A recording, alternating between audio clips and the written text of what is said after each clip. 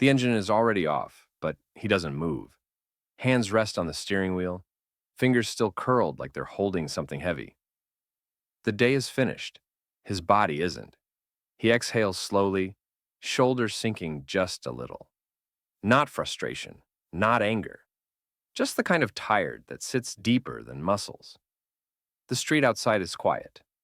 Lights from nearby houses flicker on one by one. He watches them without really seeing them. For a moment, he closes his eyes. Not to sleep, just to pause. This is the only moment that belongs to him today. And even here, he stays still. His jaw tightens without him noticing. Breath comes shallow, measured, like he's conserving something. The car feels smaller now. The seat presses into his back. The air's still. He shifts his hands once, then stops. Fingers clench, relax, clench again. A habit formed somewhere along the way. Nothing is wrong, and yet everything feels heavy. There's no single thought causing it. No moment he can point to, just pressure, accumulated, unnamed. He stays quiet, not because he has nothing to say, but because saying anything would require energy he doesn't have left. So he sits, breathing, holding it all in place. The thought doesn't arrive loudly. It slips in, worn down, unfinished. Women don't even know how to treat men. It doesn't feel like an opinion. It feels like a sigh shaped into words. There's no anger behind it. No intention to accuse. Just the dull ache of being unseen for too long. He doesn't analyze it, doesn't defend it, doesn't even fully believe it. It's just there. A conclusion formed by exhaustion, not clarity. The kind of thought you have when you've given everything you know how to give and still don't know what you're allowed to want back. The sentence hangs for a moment, then it goes quiet. The thought doesn't ask to be defended. It isn't sharpened into an argument. No one is blamed. No face appears in his mind. No specific moment is replayed. The sentence simply exists, unfinished, unsupported, unanswered. He doesn't imagine a reply, doesn't prepare a counter-argument, doesn't look for someone to correct him. There's no enemy here, just distance, just the quiet realization that something feels off, and he doesn't know how to name it without sounding wrong. So the thought stays suspended, not proven, not rejected. It hangs there, heavy but neutral, like a question that hasn't learned how to speak yet. The car stays parked. The silence stretches, unbroken. Outside, a familiar street. Inside, something shifts. His gaze drifts, not forward, not back. Somewhere inward. The present loosens its grip. A memory presses close, not fully formed. A lesson. A voice. A way of being that feels older than the moment itself. He doesn't chase it, doesn't resist it either. The thought from before has faded, but the feeling remains that this didn't start today, and it won't end here. The pause deepens, and quietly, without announcement, the story turns toward where it all began. He isn't remarkable, that's the point. Mid-30s, give or take, strong enough to do the work, reliable enough that people don't worry when he's around. His days are physical. Hands used to weight, repetition, responsibility. Nothing glamorous, nothing symbolic. He doesn't raise his voice, doesn't complain much, doesn't carry visible anger. What he carries is quieter than that, a steady tiredness, the kind that comes from doing what needs to be done every day without asking whether it should be shared. If you passed him on the street, you wouldn't notice him, and that's exactly how he learned to live. His days repeat themselves with quiet precision: work, commute, food eaten without much thought, sleep that never feels quite enough. Nothing stands out, and that's exactly how it's meant to be. He wakes up early, not because he wants to, but because that's what responsible people do. He moves through the day efficiently, speaking only when necessary. Silence follows him like a second shift.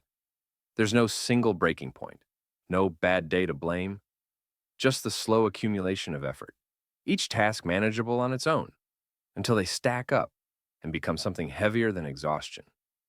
This isn't a momentary struggle, it's a rhythm he's lived inside for years. He fixes things before they become problems. A loose handle, a deadline no one else noticed, a situation that could have gone wrong. Most of the time, no one sees it happen. They just see that everything works. People rely on him quietly, not because he asks to be needed, but because he's always there. No one thanks him explicitly, and he doesn't wait for it. Complaining would feel unnecessary, almost inappropriate. So he carries it. The small responsibilities, the unspoken expectations, not as a sacrifice, just as part of who he learned to be. He doesn't think of it as unfair. It's simply what's required, when you're the one others assume will handle it. No one ever sat him down and explained it. There were no speeches, no rules written out loud. He learned by watching. When something broke, he fixed it. When someone struggled, he stepped in. When things became tense, he stayed quiet. Protection came first. Providing came naturally. Endurance was expected. Asking for help never entered the lesson. Reacting emotionally felt unnecessary, almost inappropriate. Not because he was told emotions were wrong, but because strength was modeled as silence. These weren't burdens placed on him. They were guidelines, passed down carefully, meant to prepare him for life. And for a long time, they worked. He didn't choose this way of being. It's simply how he was taught to exist. At some point, it becomes clear. This wasn't a decision he made. He didn't wake up one day and choose to carry everything alone. He didn't weigh options and decide that silence was better than asking. He repeated what he saw, what worked, what was modeled as strength. The men around him handled things quietly. They didn't ask. They didn't react. They absorbed pressure and kept moving. So he did the same. Not to be admired, not to prove anything, just because that was the blueprint handed to him. There's no justification here, no complaints, no accusations. Only the understanding that this story isn't about women at all. It's about formation and what happens when no one teaches you what you're allowed to need. The bar isn't special. That's why they chose it. Dim lights, sticky tables, the low hum of conversations no one listens to. It's not a place for celebration, not a place for confession either. Just somewhere men go when they don't want to be alone, but don't want to be seen. They sit with their drinks untouched for a while, work boots still on, jackets half zipped. No one is trying to impress anyone here. No roles to perform, no expectations to meet. In places like this, defenses drop without permission, not because it's safe, but because it's familiar. And familiarity makes honesty feel accidental. They don't start with anything important. Work schedules, a broken tool, someone quitting last week, the kind of conversation that fills space without asking for much. Their voices are low, unpolished. No one's trying to make a point. At some moment, the talk slows. Words thin out. Exhaustion seeps in between sentences. One of them rubs his face, staring into his glass. Not frustrated, just drained. There's a shared understanding there, not spoken but felt. The kind that comes from long days and short patience, from always holding things together without ever stopping to ask why. This isn't anger looking for an argument. It's tiredness looking for air. The words come out unevenly, like he didn't plan them. No buildup, no warning. Women don't even know how to treat men. He says it quietly, not looking for agreement, not trying to convince anyone. It sounds less like a statement and more like something that slipped through a crack. There's no anger in his voice, just fatigue, the kind that makes thoughts blur into conclusions. He doesn't explain what he means, doesn't offer examples, doesn't defend it. The sentence hangs there, unfinished, not sharpened into an argument, just a raw release. Pain speaking before it understands itself. The sentence lands, then stops. No one reacts immediately, no nods, no pushback. It sits between them, heavier than it should be, not because it's convincing, but because it's unfinished.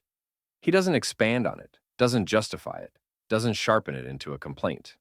The words sound worn out, like they've been carried too long without being examined. They don't point at anyone in particular. They don't ask to be agreed with. They're incomplete, emotionally charged, spoken without certainty. Not a conclusion reached through thought, but one formed by exhaustion, trying to make sense of something that doesn't yet have language. The conversation stops. No one rushes to fill the space. No one challenges what was said. No one agrees with it either. Glasses sit untouched. The low hum of the bar grows louder by comparison. He looks down, then away. The other man stays still, eyes fixed on nothing in particular. The sentence hasn't been resolved. It hasn't been corrected. It hasn't been turned into an argument. It simply lingers, not as a truth, but as a signal that something is out of balance. In that quiet, no answers appear. Only the shared understanding that reacting would be easier than thinking. So they don't react, they sit with it. And the silence does what words can't. It forces the question to remain open. He does it without thinking. A door opens before someone reaches for it. He steps aside and letting others pass first. When weight needs carrying, it's already in his hands. When something becomes uncomfortable, he absorbs it quietly. There's no pause to decide, no internal debate. The body moves before the mind catches up. These aren't gestures meant to impress. They don't feel generous. They feel normal, automatic, learned early. No one ever praised him for them. No one questioned them either.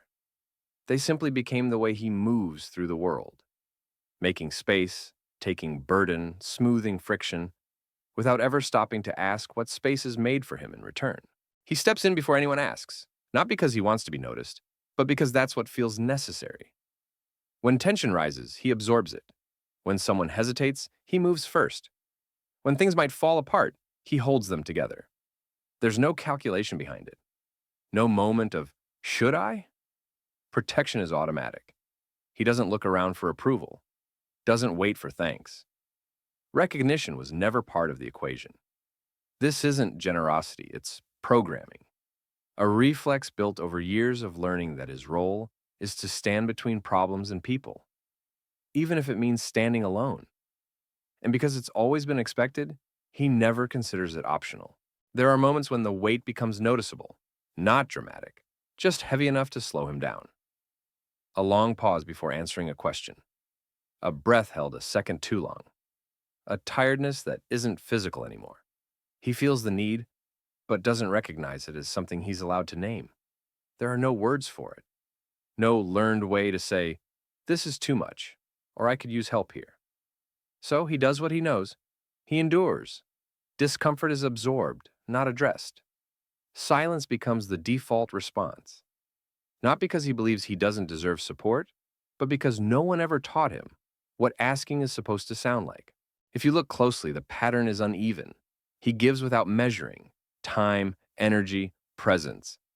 But when it comes to receiving, there's nothing there to mirror it. No expectation, no framework, no lesson that explains what support should look like when it moves toward him. This isn't about people failing him. It's not about anyone refusing to give back. It's about something never being taught in the first place. He learned how to offer. He learned how to protect. He learned how to endure. What he never learned is what's reasonable to want in return, or how to recognize it when it's offered.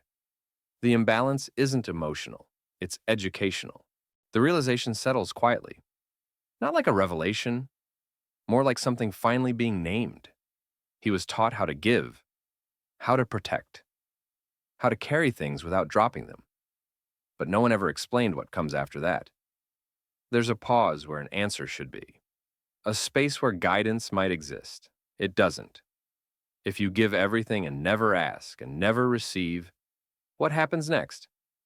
The question doesn't form into words. It doesn't demand attention. It simply sits there, heavy and unresolved. Not angry, not bitter, just waiting. And in that silence, the weight becomes clearer. Not of sacrifice, but of continuation without direction.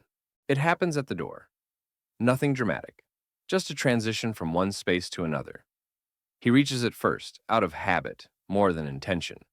Hand already moving, body already stepping aside. It's the kind of moment no one remembers later. The kind that usually passes without thought. There's no buildup, no emotion attached, no reason to pause. This is how he moves through the world, opening paths, clearing space, making things easier before anyone asks. He doesn't look for a response, doesn't wait to see how it's received. It's automatic, unremarkable. Just a doorway, Just a gesture, the kind that feels too small to matter, until it does. He holds the door open without thinking.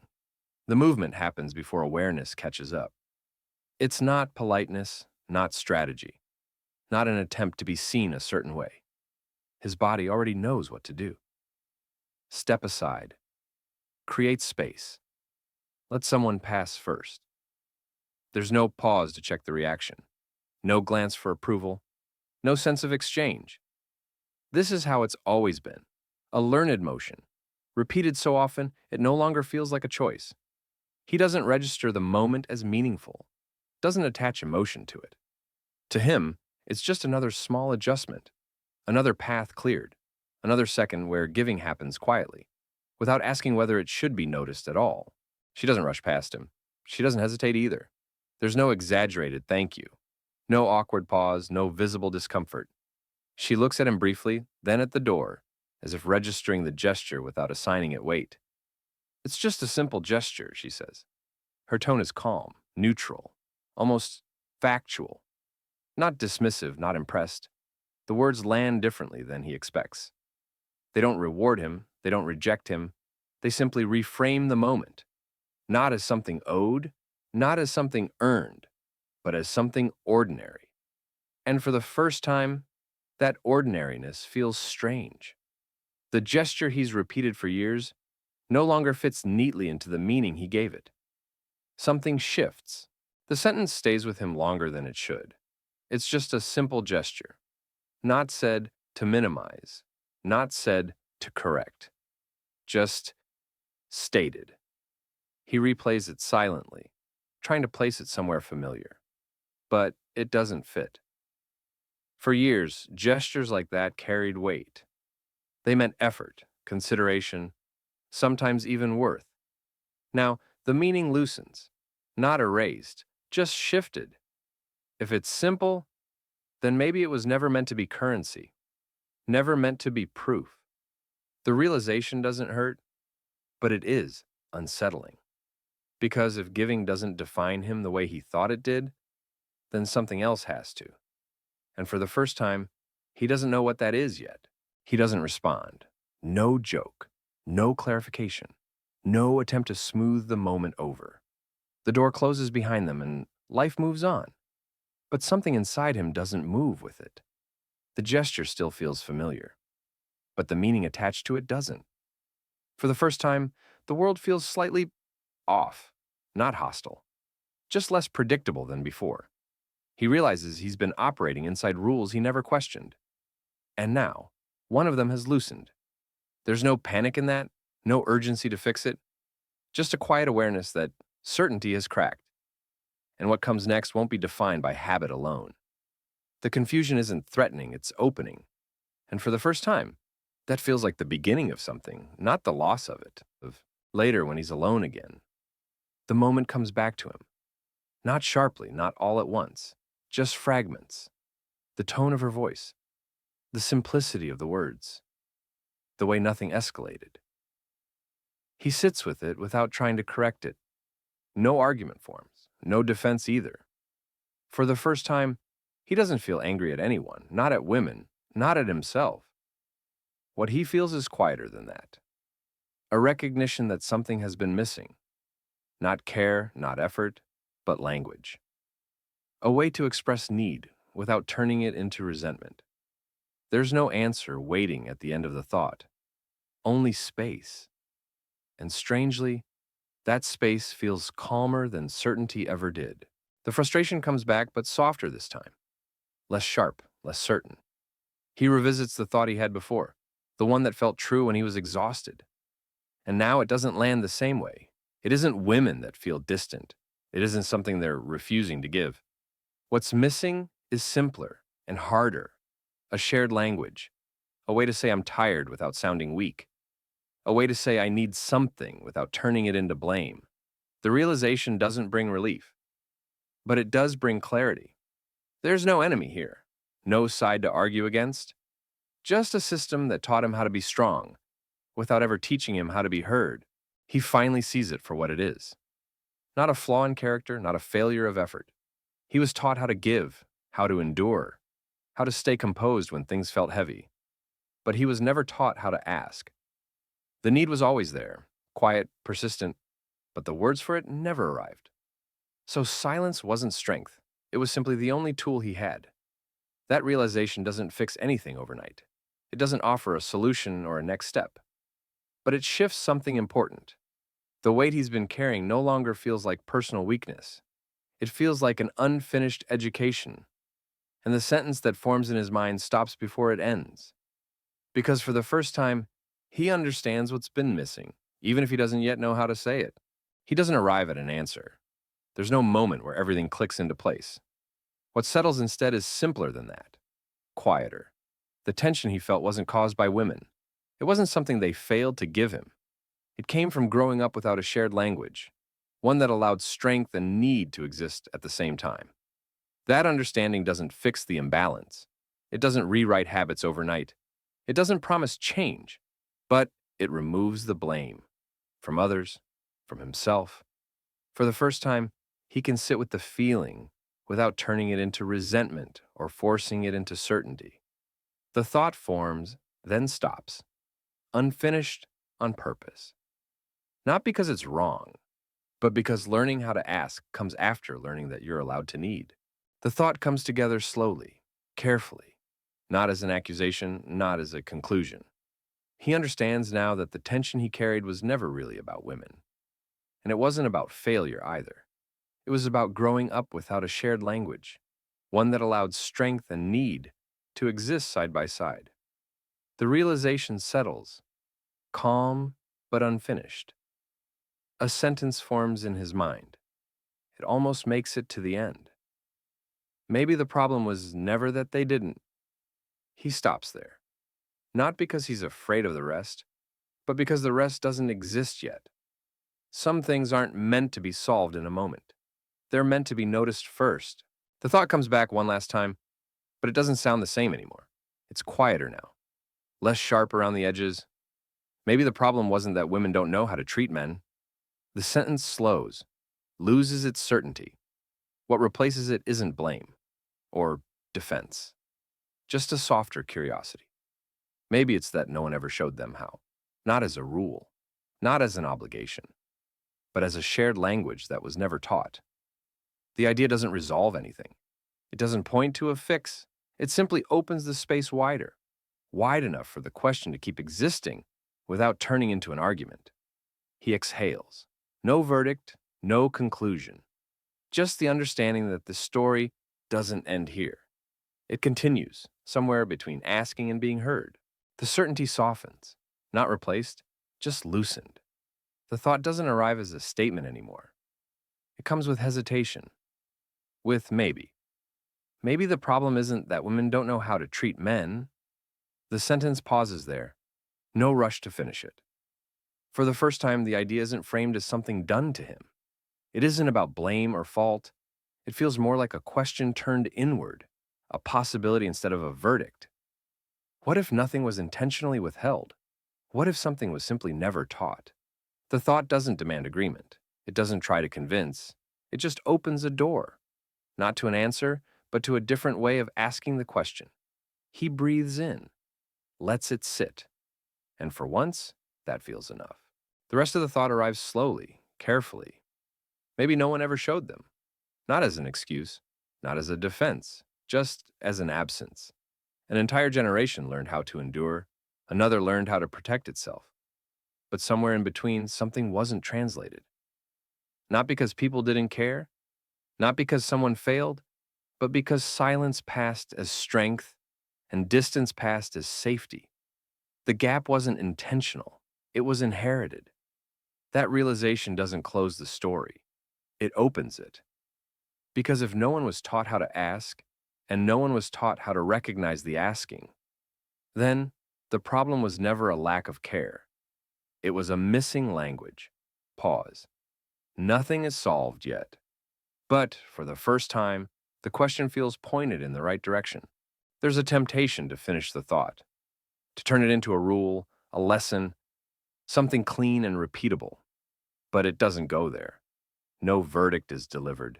No side is chosen. No one is declared right or wrong. The story resists that ending because real formation is messy, because lived experience doesn't resolve itself on cue. So the thought is left where it belongs, unfinished, not as a failure to conclude, but as an invitation to keep thinking. No call to action follows, no instruction, no demand for agreement. Just a pause, a breath, the understanding that some questions aren't meant to be closed, only carried forward until the language to answer them finally exists. The thought fades, not because it's answered, but because it's been felt enough for now. Nothing more is added, nothing needs to be clarified. He sits with the idea as it is, unfinished, imperfect, human. There's a breath, slow, unremarkable. The kind of breath you take when you're not trying to fix anything anymore. No conclusion arrives to close the moment. No lesson is extracted. No moral is delivered. Just the quiet understanding that something has shifted, even if nothing has been resolved. The silence stays. And in that silence, the story doesn't end. It simply makes room for what might come next. Nothing is solved yet, but something has changed.